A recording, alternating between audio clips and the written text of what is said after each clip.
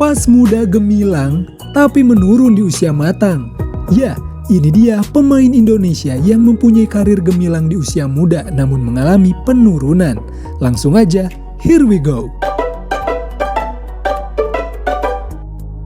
Siapa yang tak ingin menjadi pemain bola profesional? Bagi anak-anak yang mengikuti sepak bola, impian itu pasti ada pada diri masing-masing. Dan mereka terlihat memiliki kemampuan untuk bisa menjadi pemain sukses. Bahkan, ada yang sempat memiliki kesempatan bermain di tempat yang layak, namun mengapa kebanyakan dari mereka merosot drastis di karirnya? Apa aja penyebabnya? Faktor cedera. Para pecinta sepak bola tanah air pada saat itu pasti kenal dan tahu kemampuan dari Samsir Alam. Menjadi kapten timnas U19 kala itu, ia memiliki kemampuan di atas rata-rata dan pasti banyak yang mengaguminya. Gelandang serang flamboyan yang mempunyai ketenangan sering membantu tim dengan skill dan golnya.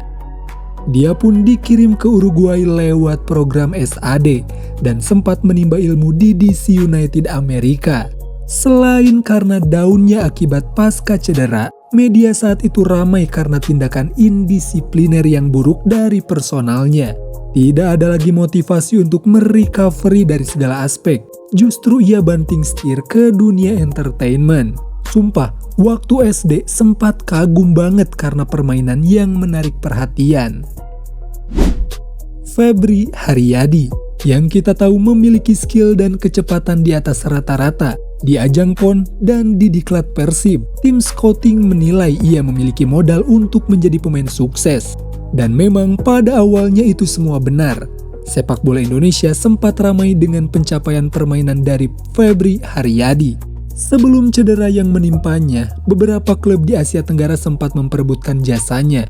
Namun, kabar yang beredar ia sempat menolak karena belum siap, dan pada akhirnya cedera menghantui hingga sekarang.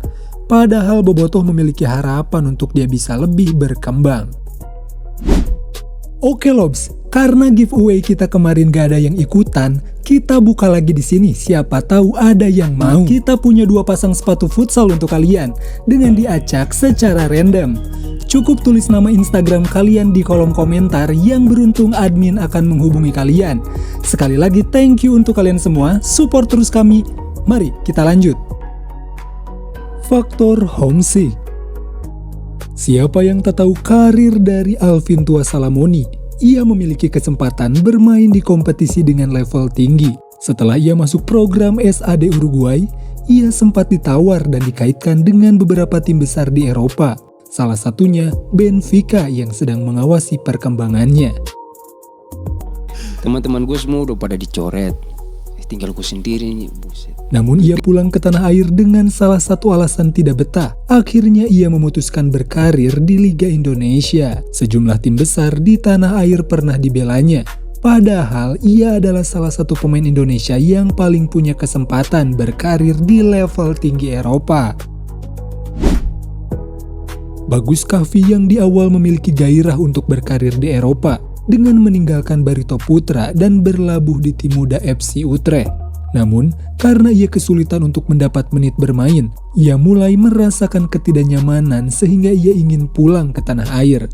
Padahal ia digadang-gadang akan menjadi striker masa depan timnas. Namun pada kenyataannya ia tak bisa berusaha untuk bertahan lebih lama lagi.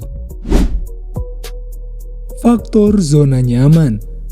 Ini adalah salah satu alasan juga, zona nyaman yang menjadi para pemain berpuas dengan gaji tinggi di Indonesia. Titus Bonai adalah salah satunya. Siapa yang tak terpukau dengan skill menawan dari pemain ini? Liak-liuk menggiring bola adalah keahliannya. Bintang muda dari timur ini memiliki sorotan untuk bisa berkembang. Namun, zona nyaman bermain di Liga Indonesia menjadi salah satu alasan. Evan Dimas Darmono, yang sempat menimba ilmu di tim Espanyol, namun ia memutuskan untuk cepat pulang ke Indonesia dan mulai berkarir di tanah air. Tentu klub di Indonesia banyak yang tertarik untuk mendapatkan jasanya dan bersedia membayar dan menggaji mahal.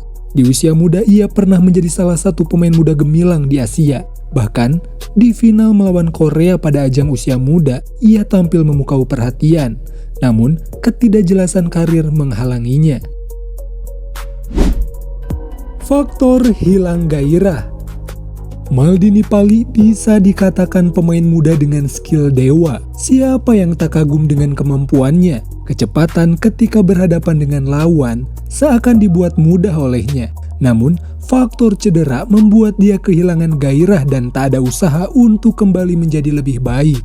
Kita justru sering melihat Maldini di turnamen Tarkam dengan bayaran yang realistis. Dia malang melintang di turnamen antar kampung itu sebelum menghilang dan tak ada kabar kemana Maldini Pali sekarang. Raffi Murdianto, sang kiper yang satu angkatan dengan Maldini atau Evan Dimas. Dia diproyeksi akan menjadi kiper utama timnas di masa depan. Namun sama dengan Maldini Pali, dia sempat dilanda cedera dan tak ada gairah untuk kembali merecovery dirinya. Memang angkatan timnas U19 edisi itu banyak yang mengharapkan mereka bisa berbicara banyak untuk timnas di masa mendatang. Namun inilah realita yang terjadi. Tapi murni ini rasa peduli kita sebagai pecinta bola tanah air dan bukan semata-mata menjudge. Siapa yang tak ingin melihat pemain Indonesia memiliki karir bagus di Eropa? Alasan-alasan di atas adalah salah satu sebab para pemain tak bisa berhasil. Yang terbaru mungkin kita memiliki ekspektasi terhadap Egy Maulana Fikri. Sorry, salah foto. Vibes untuk berhasil dan change untuk bertahan lebih lama di Eropa ada pada dirinya. Mungkin dia sudah bekerja keras semaksimal mungkin. Namun jika ada kemauan lebih, ia tak mungkin cepat-cepat kembali ke Liga Indonesia. Mungkin ia bisa memilih klub di Asia terlebih dahulu untuk mempertahankan level yang dimiliki. Michael Essien sebagai yang pernah berkarir di Indonesia sempat melontarkan komentar. Ia menilai para pemain muda Indonesia banyak yang cepat puas terhadap pencapaiannya. Jika memiliki gaji tinggi, rumah atau pacar, mereka akan merasa puas dan tak ada gairah. Padahal anak muda di negaranya bermimpi untuk bermain di luar meskipun harus berusaha keras dan rela mendapat gaji sedikit. Karena memang jika usahanya berhasil, pencapaian soal materi akan datang dengan sendirinya. Menurut kalian nih Lobs, jika kalian jadi pemain bola profesional, mana yang kalian akan ambil? Bermain di Indonesia dengan gaji miliaran atau berusaha abroad dengan gaji minimal? Coba kita halu dulu dikit. Semoga kedepannya kita tak kehabisan pemain yang memiliki kemampuan dan gairah berkarir di level tinggi. Dan kita pasti akan tetap mendukung siapapun itu.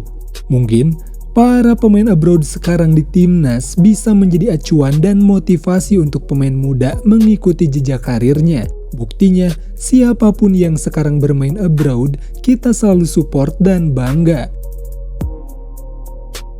Thank you banget buat kalian yang setia dan mengikuti Loba Bola. Kita berusaha memberi konten menarik dan perkembangan di setiap harinya.